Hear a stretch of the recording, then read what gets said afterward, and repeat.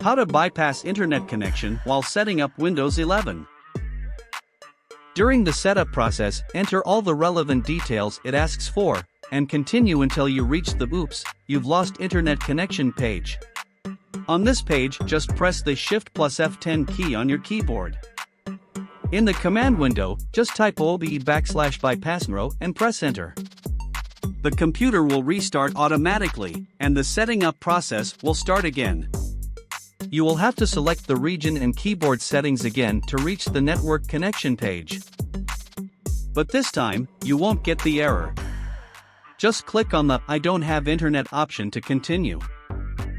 Now continue the process to complete the process.